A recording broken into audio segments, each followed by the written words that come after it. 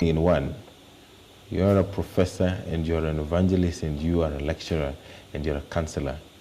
Yes. And someone might say that probably you need to share what you have with us and so much more. But her being here and Madam Jane Ngatia also being here, this is our second home. What do you tell that child who is trying to find a life of his own or her own and using her as an example? We're going to get to what she has been doing. It is remarkable. If you haven't read the book, I'm sure she's going to give you some details. But for that someone who needs to understand what life is about as early as 11 years of age, what is that simple thing that you can tell them? Thank you very much. The one thing that I tell, those young people is that every one of us is born with a destiny engraved in their lives. The problem is that they do not find themselves in an environment where that is nurtured. But there is no child, unless that child is very retarded and disadvantaged in many ways. But I can also tell you, because I have a background in occupational therapy, even those with disabilities, in my many years of practice as an occupational therapist, we were able to make some of those with disabilities to actually discover that there is something good in them that can be developed. And so for a child like Bushra, I reminded them that there is nobody that is without potential. The problem, as I said, is that they do not grow up in homes where that is encouraged or nurtured, or they go to schools where they are discouraged instead of the teacher encouraging that child to develop and to explore that talent further. But otherwise, we come into this world with a destiny in our lives. And it is that potential that is really making Bushra stand out. Yes. Bushra, you are 11 years, almost turning 12. Tell us about yourself and about the book that you have written. My name is Bushra. I'm 11 years old. I wrote a book about my story, and my story also talks about the orphans, and the story is true. It's about the orphans, and I'm also an orphan. And I also thank the KBC and the workers for bringing me here. And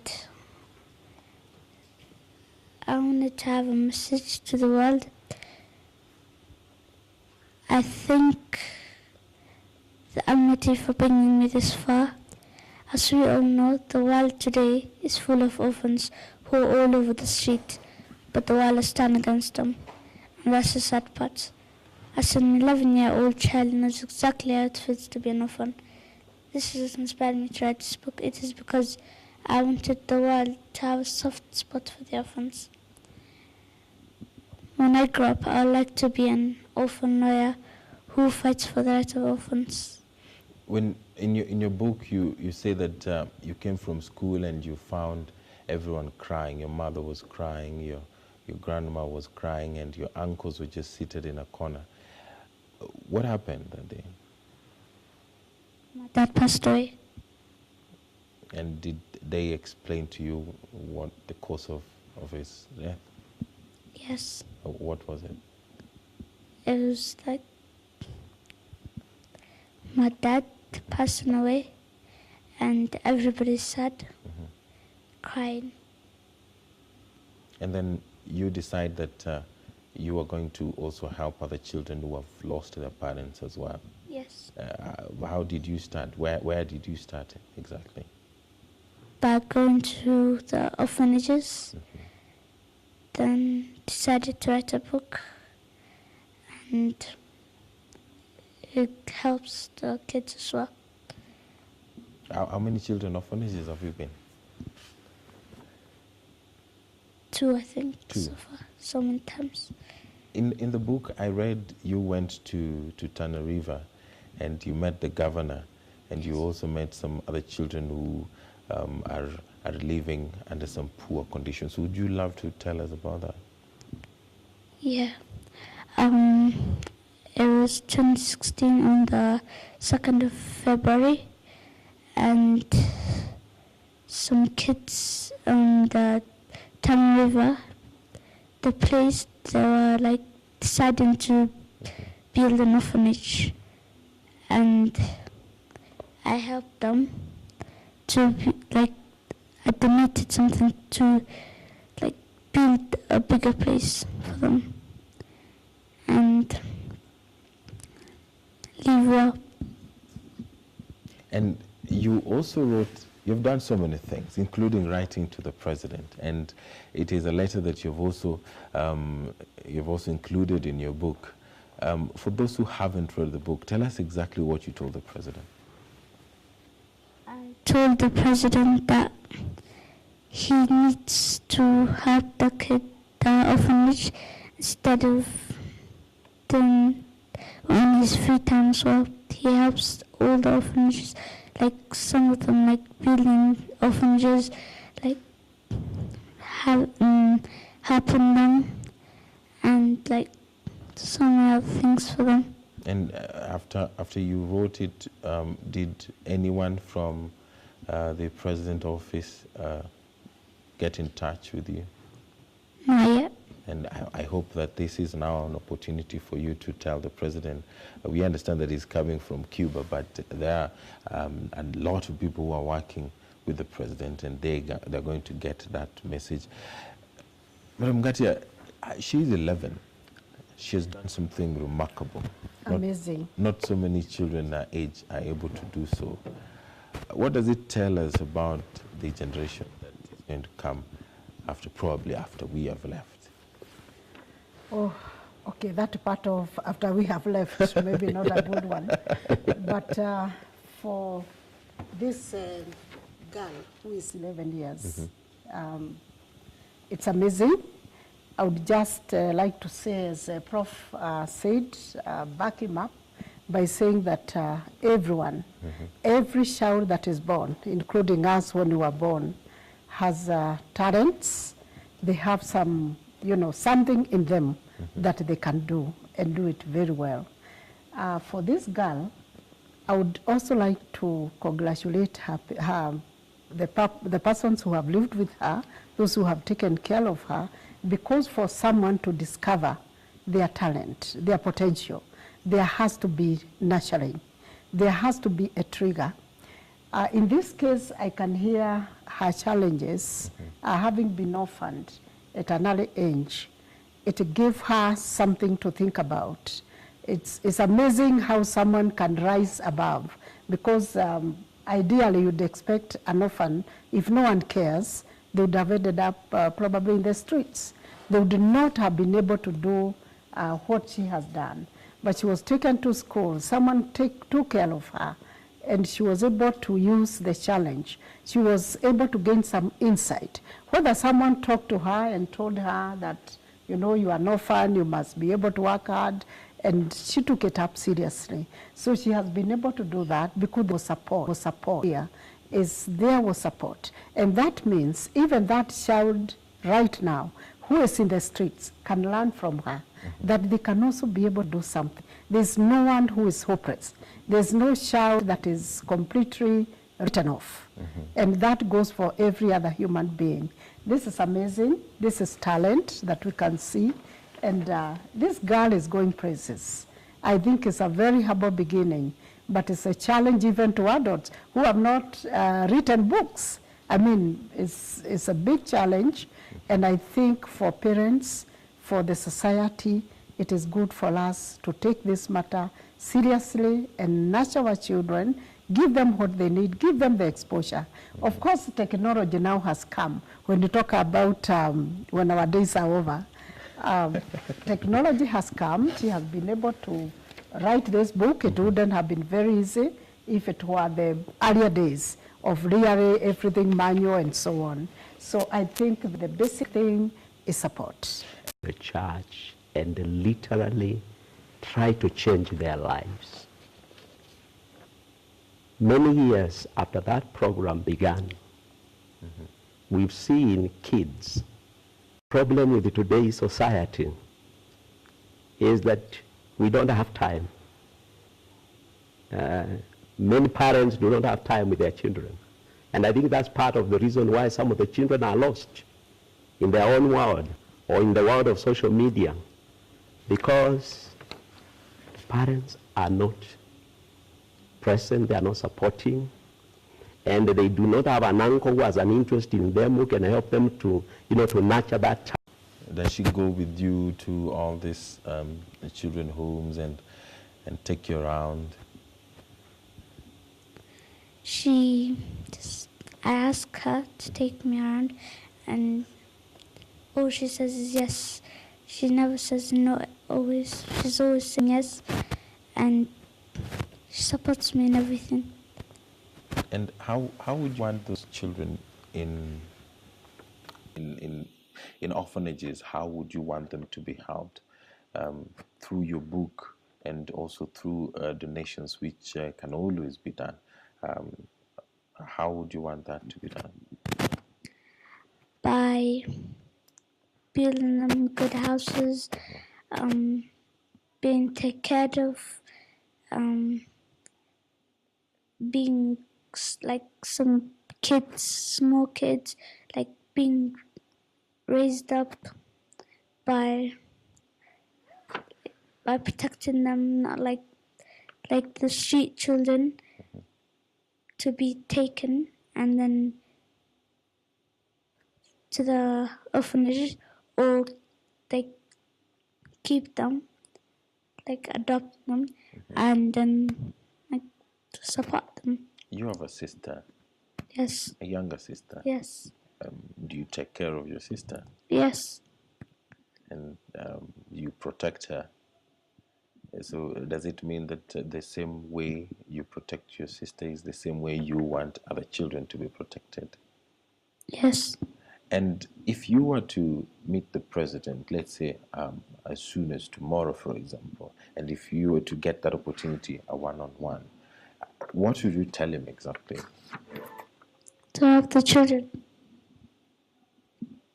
Wow.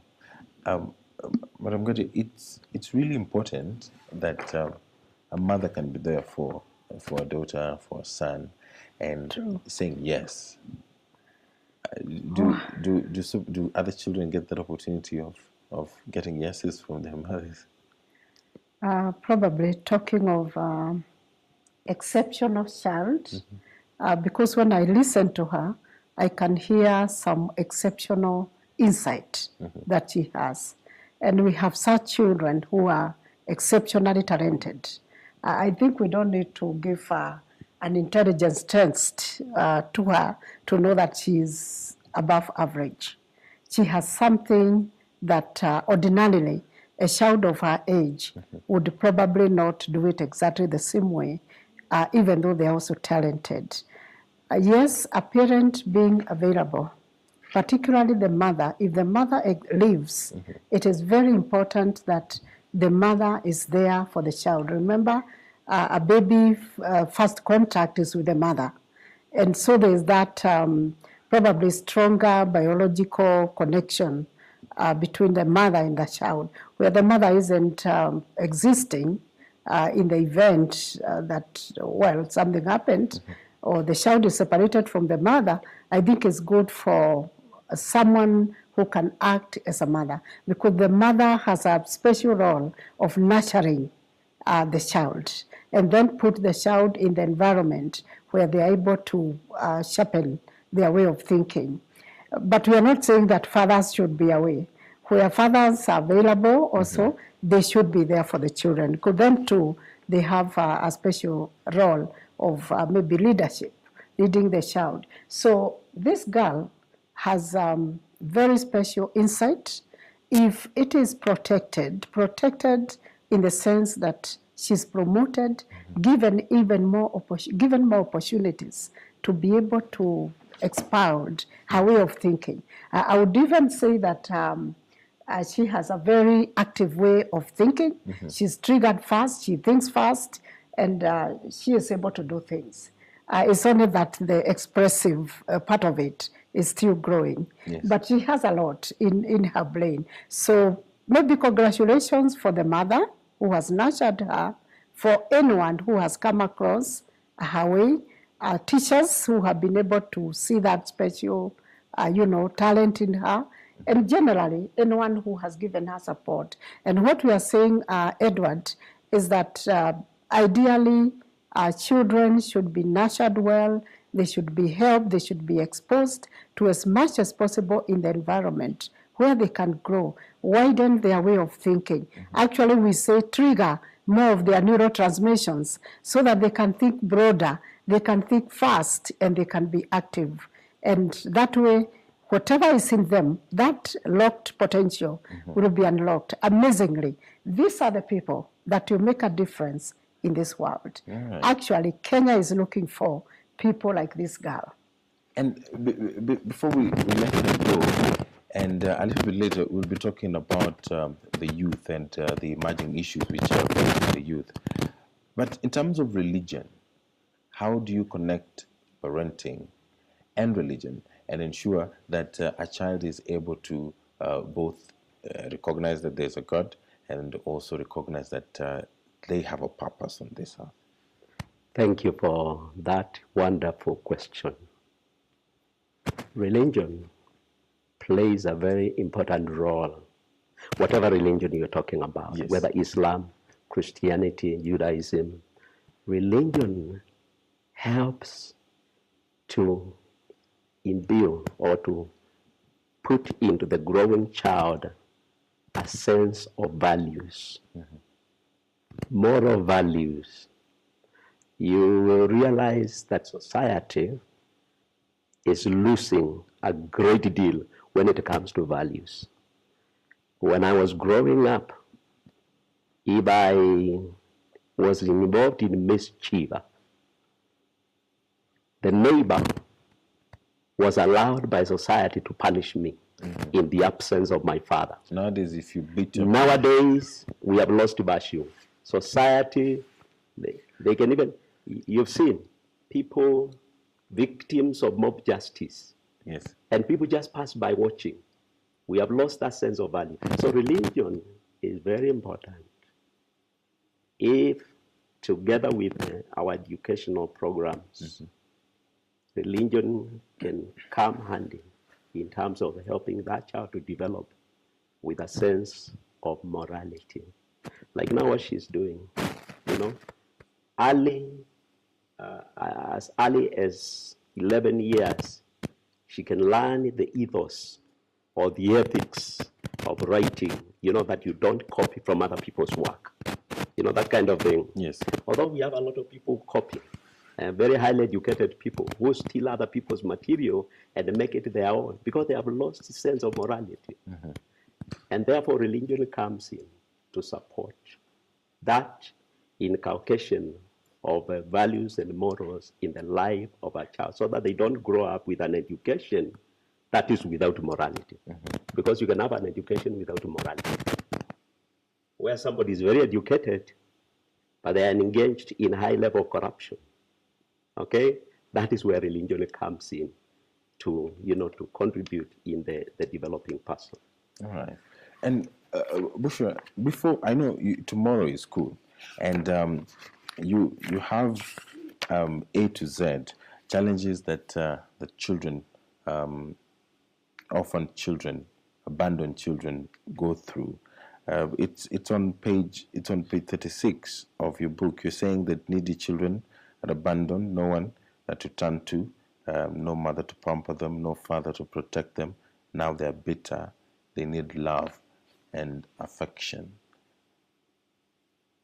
I want you to take this opportunity and just for that someone who is watching you tonight, what they can do where they can go and ensure that that needy child out there who needs that love, who needs that protection, can get it from them, and at how much?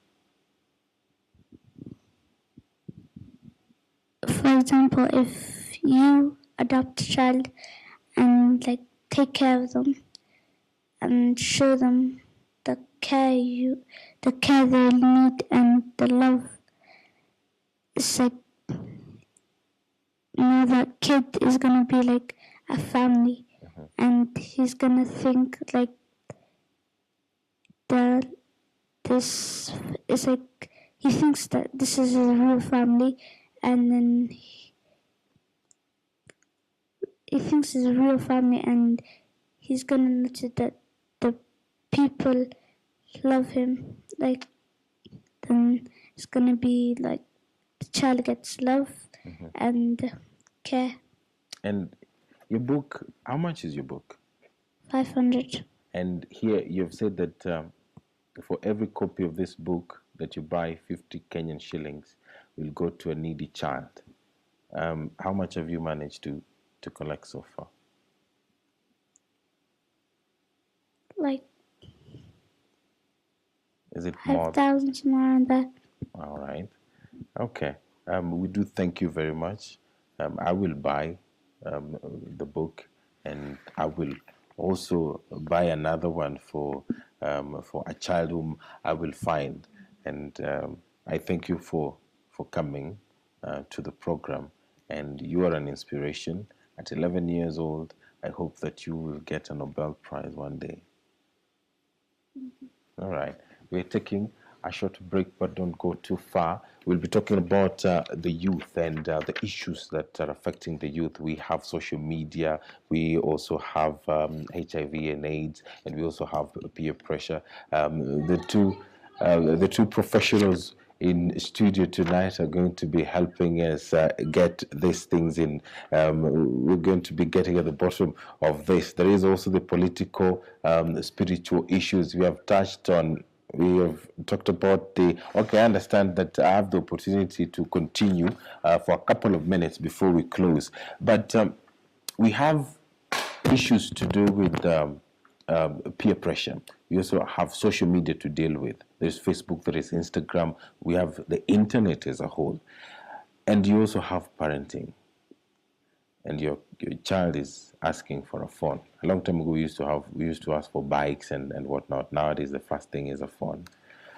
How do you get all this to your child, and then also ensure that you protect them?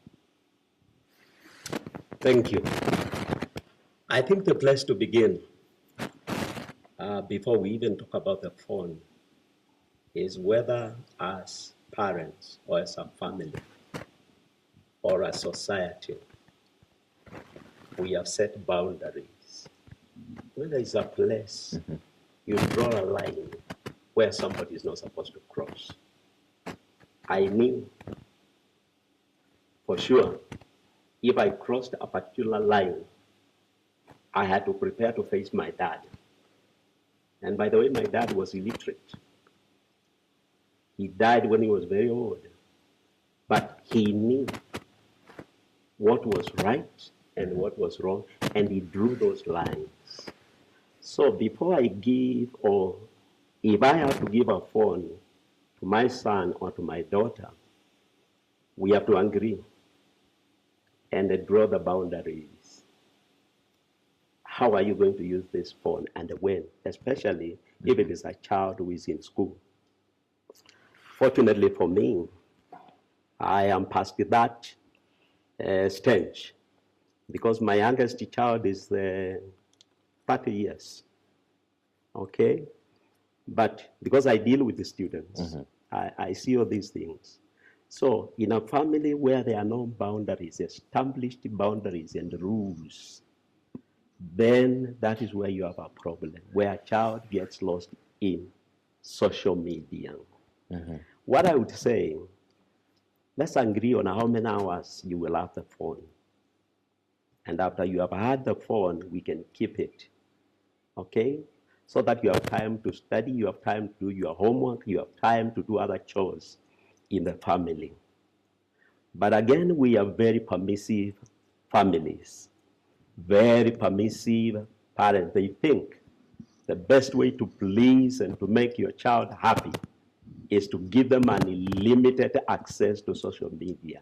And what we are doing in this sense is that we are destroying these children a great deal. Wow. And because we will be discussing those things in detail, I think I would like us to look at some of the things that have happened through the use of social media, like children through cyberbullying being driven even to take their lives.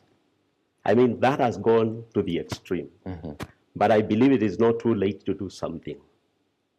All right. And what are those things that we can do before all goes south? I think this is a very interesting area, Edward, that need to be looked up even beyond this program. I think parents need to discuss with their children. As Professor says, the social media is not the problem. It's not even the evil thing. I think the bad thing is how we are going to handle the social media. If parents had a way of discussing with their children how they are going to, why do you need a phone in the first place, for instance? If my child is in school, I need to understand what is this great thing that they're going to do with the phone that is not in their books, because it's expected that they are reading, they are doing homework, and so on and so forth. So what exactly do you need it for? If it's just for communicating with their friends, I think that's good enough. But if it's for getting into those details of pornography, for instance, that's evil. That's evil enough for the child. So I think the major thing is for the parents also to be able to follow up. Where is the child? What are they doing? Sometimes it looks weird that even with the teenagers and adolescents, we have to ask them, what's up with your phone? Do we give enough work to the children? All right. I understand that we are really pressed for time, but I'm sure that there's always going to be such forums where we can get to articulate such issues. But in less than 30 seconds, I know that in parenting, you have to trust your child. How do you do it in less than 30 seconds? How do I trust my child? Yes, that they're going to make the right decision when you're away. I can tell you, because I brought up 4 children, ages between 30 and 36, I can tell you for sure, you can build trust between yourself and your children. My 4 children are very close to me. You know what? The one thing that I mentioned earlier, I was available. You say fathers have no time. I literally saw my children grow. I participated in bringing them up with my wife. And as a result, there's something we call in psychology or in biology, symbiosis. I remember we had 30 seconds. Yes. Yeah. So, yes, you can build trust, but by being available and by being open and honest with your children. Okay. My children were able to ask me any question. And I can tell you, I had very crazy questions from my children. But I never, tried to scamper and tell them, a child is bought from the market. I had to tell them, even the biology of reproduction, and tell them this is how a child is born. And as a result, there was trust, which exists up to today. And I want to challenge parents who think that they cannot trust their children. I can tell you, even if a child is wayward, you can still trust that child as a parent. Okay. I always say a parent needs to have a very big heart. You need to be bigger than just a parent. We have to end it there. Thank you very much, Professor Bushra. It was a pleasure and awesome, like the young ones always say. And Ngatia, as always, I know that we're going to see you again next time. That does it for us for tonight. We do thank you very much for joining us tonight. Of course, there's so much that we would have loved to talk about, but because of time constraint, we are not able to do so. Thank you. My name is Edward Kabasa. On behalf of everyone that made this a success, have yourself a very wonderful week ahead.